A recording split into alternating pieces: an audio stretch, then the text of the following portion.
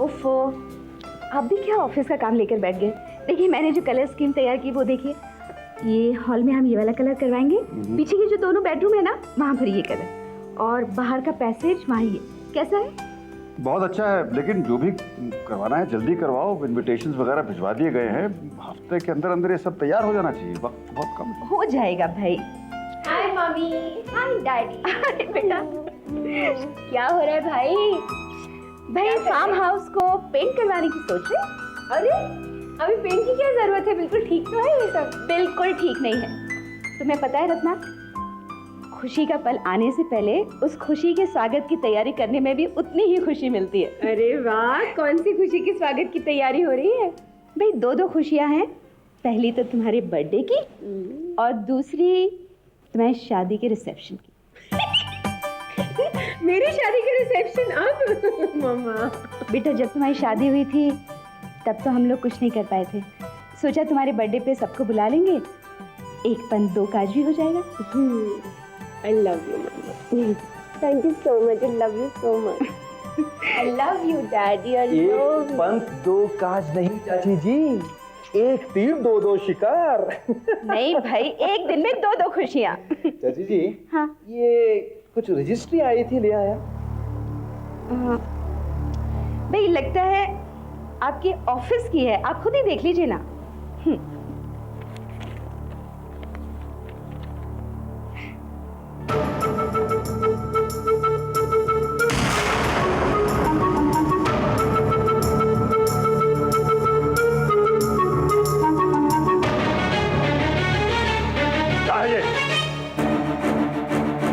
क्या है डैडी? तुम्हारे वकील की तरफ से कोर्ट नोटिस। क्या?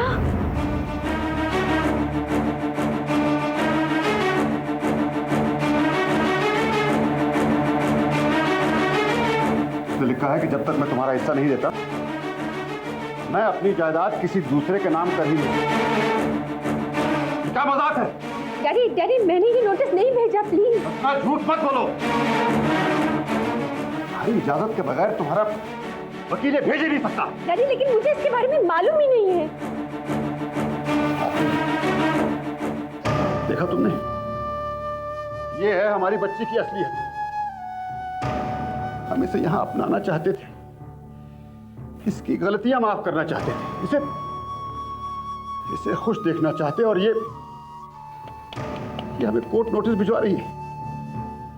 हे भगवान। मम्मी मेरा प्लीज यकीन करो। मम्मी प्लीज मेरा यकीन कीजिए, मुझे इस नोटिस के बारे में कुछ मालूम नहीं। तुम्हें शर्म आनी चाहिए रत्ना अपनी ये हरकत करते हुए। क्या तू इस घर में इसीलिए वापस आई थी ताकि अपने डैडी को फिर वही सदमा दे सके जिस सदमे से बहुत मुश्किल से उभरे हैं वो?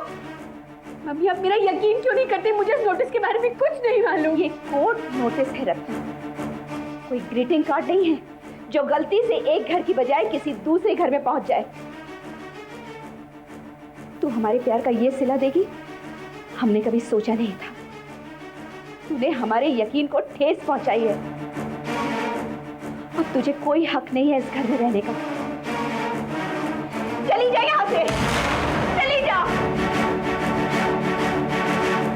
मम्मी प्लीज, मैं चली जा यहां से।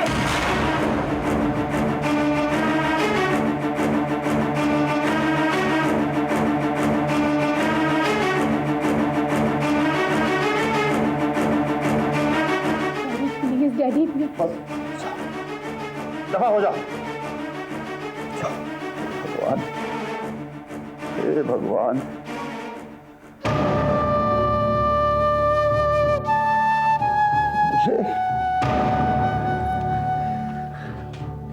मुझे कोर्ट नोटिस भेजती है।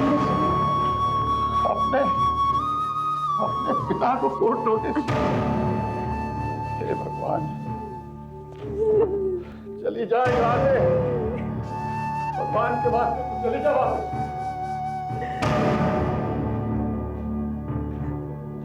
भेज दिया।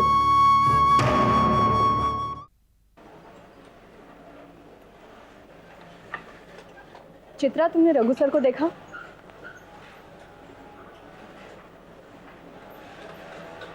मालविका, रघु सर कहाँ है? मुझे नहीं मालूम मैम, एक्चुअली मैं खुद उन्हें ढूंढ रही थी। इस ओटी अटेंडेंस पे उनके सिग्नेचर ही नहीं है और उनके सिग्नेचर के बिना ये फाइल ओके नहीं हो सकती, तो मैंने सोचा शायद आपको पता होगा। कहीं गए हैं वो? अब यहाँ नहीं है तो कहीं गए होंगे।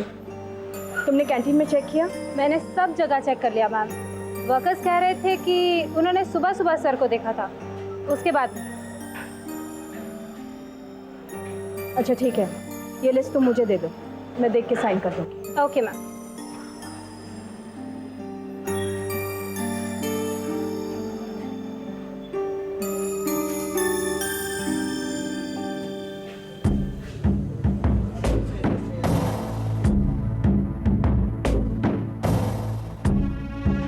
तुम्हें लगता कि मैं फैक्ट्री अच्छी तरह से नहीं संभाल सकता ना, लेकिन एक पिता की जिम्मेदारी मैं अच्छी तरह से निभा सकता हूँ शायद।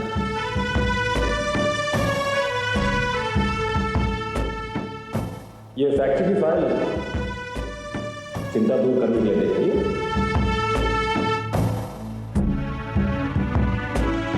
दूसरों को कुछ कहने से पहले इंसान को अपने अंदर झांक कर देखना चाहिए। इस तरह की बातें करना बहुत आसान है। अपने अंदर झांक कर देखो, बदलाव सिर्फ मुझ में नहीं है। अरे हाँ रघु, कल जो फैक्ट्री की लेटेस्ट रिपोर्ट बनी थी ना, मालविका से कहना उसे अंदर लेकर आए। बाकी सब कैबिन में है। ठीक।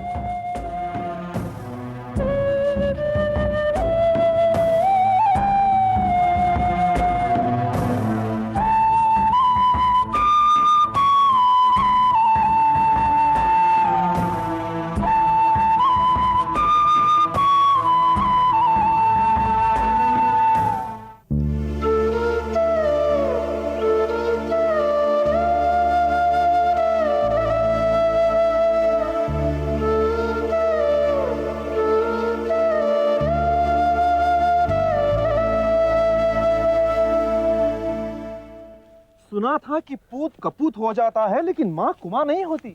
कैसा घोर कलयुग आ गया है बेबी कि तुम्हारी माँ कुमां हो गई और तुम्हें घर से बाहर निकाल दिया। बस करो लल्लू, बहुत हो गया।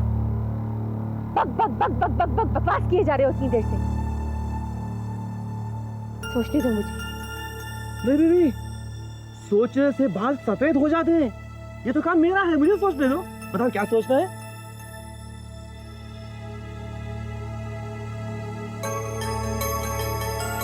सोचना ये है कि जब मैंने किसी से कहा नहीं, बिना मेरी जानकारी के ये दूसरा नोटिस भेजा किसने? हमारे वकील ने। लेकिन उसे ये नोटिस भेजने के लिए कहा किसने? मैंने। क्या शर्म नहीं आई तुम्हें? सब कुछ ठीक चल रहा था, ये सब करने की जरूरत क्या थी? नहीं बेबी, सब कुछ ठीक नहीं चल रहा था, इसीलिए मैंने ऐसा किया। चाचा जी को वकील से बात करते हुए मैंने सुना था वो अपने शेयर्स और जायदाद का कुछ हिस्सा किसी और के नाम ट्रांसफर करना चाहते हैं। तुम शिमला में थी, मैं फोन पर तुम्हें यही बताना चाह रहा था, लेकिन तुमने तो डांट दिया मुझे। लेकिन मुझे तो तुम्हारी डांट खाने की आदत पड़ गई है ना, इसीलिए मैंने खुद तय कर लिया कि वकील से जाके बात करूं और नोटिस भिजवा दूं। बेवकूफ हो तुम। लल्लू, तुमने ये नहीं देखा कि तुम्हारे इस नोटिस ने क्या किया? मुझे दोबारा सड़कों पर लाकर पटक दिया। बेबी, ये नौबत अभी कहाँ आई है? अरे शाम तो अपने प्यारे दोस्त रघु के घर में है। तो जहाँ शाम वहाँ रत्ना। बेबी, जाके मैं तुम्हारा सामान बांधूं ताकि तुम रघु के यहाँ जाकर रघु के बर्बादी का सामान बन सको।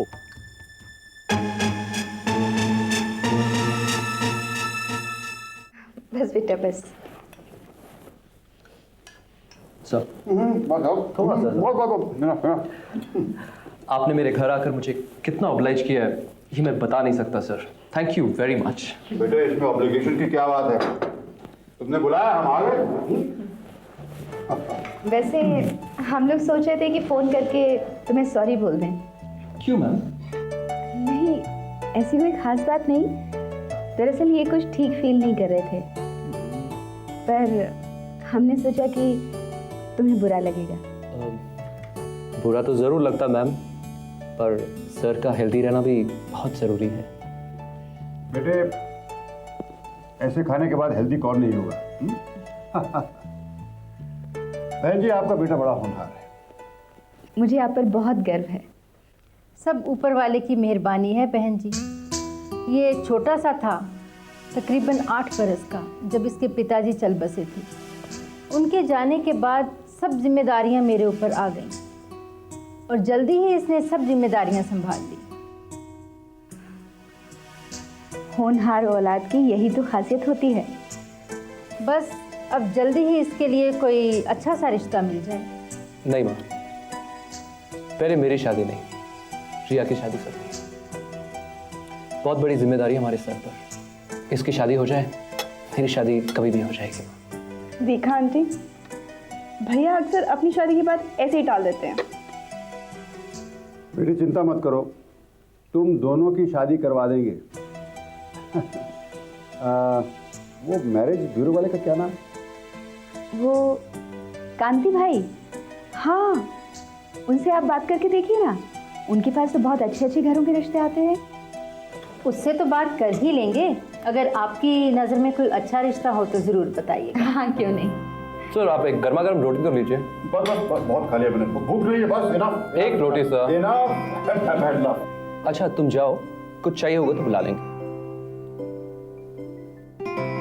भैया अक्सर आप लोग की तारीफ किया करते हैं। आप लोगों से मुलाकात हुई तो पता चला जितनी तारीफ किया करते हैं आप उससे कहीं ज्यादा अच्छे। नहीं, अच्छे लोगों को तो सभी अच्छे लगते हैं। अरे अजय बेटा, तुम तो कुछ खा ही नहीं रहे हो, हम ही लोग खा रहे हैं बस। नहीं मैम, मैं बस इतना ही खाता हूँ। खाने को जिंदगी की दवा समझता हूँ और दवा की तरह ही खाता हूँ जीने के लिए। मैं उन लोगों की कतार में शामिल नहीं होना चाहता जो खाने के लिए जीते। और यदि काम में लगा हो तो खाना तक भूल जाता है। तभी तो कहती हूँ, ऐसे होनहार बेटे किस्मत वाली माओं को ही मिलते हैं। और ऐसी होनहार बेटियां। हाँ हाँ, वो भी।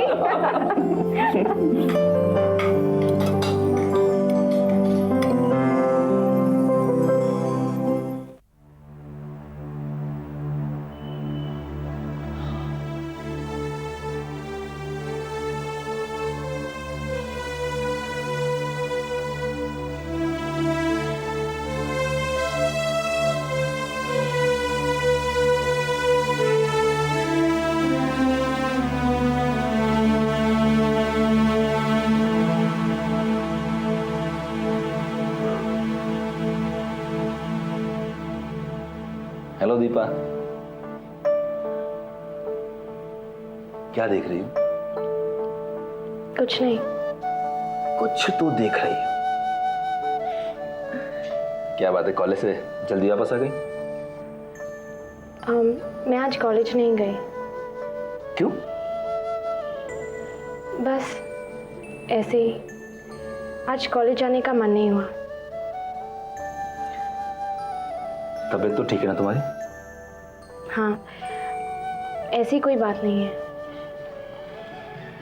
खुश रहा करो। खुश रहने से चेहरे पे रौनक आती है और सेहत भी अच्छी होती है।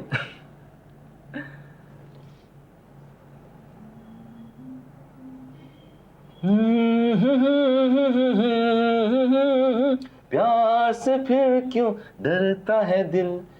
गाना अच्छा है ना? प्यार हुआ इकरार हुआ है, प्यार से फिर। अच्छा है ना? हाँ, ठीक ही है। ठीक ही है। अरे भाई, तुम्हारे जैसे जवान लड़के लड़कियां तो ऐसे लव सॉन्ग्स बहुत पसंद करते हैं, हैं? हाँ, लेकिन मुझे लव सॉन्ग्स पसंद नहीं है। लव सॉन्ग्स पसंद नहीं है? क्यों? क्योंकि सभी लव सॉन्ग्स झूठे और बनावटी होते हैं। गाने में जो होता है जिंदगी में कभी ऐसा नहीं होता। गाने जो कहते हैं क्या जिंदगी में दिखाई देता है? दिखाई तो नहीं देता, लेकिन महसूस किया जा सकता है ना? अच्छा ये बताओ, तुम्हें कैसे गाने अच्छे लगते हैं? मतलब कैसा म्यूजिक अच्छा लगता है? हिंदुस्तानी क्लासिकल म्यूजिक। हाँ, वो तो तुम गाती हो, बहुत अच्छा गाती हो, मैं सुनता हूँ अक्सर।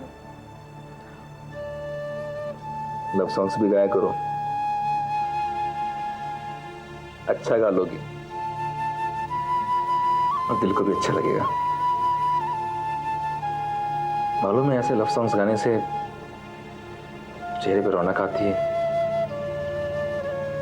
कुछ वक्त के लिए ही सही, लेकिन एक खुशी मिलती है, चाहे ये गाने कितने भी झूठे और बनावटी क्यों ना हो। गाया करो and be happy.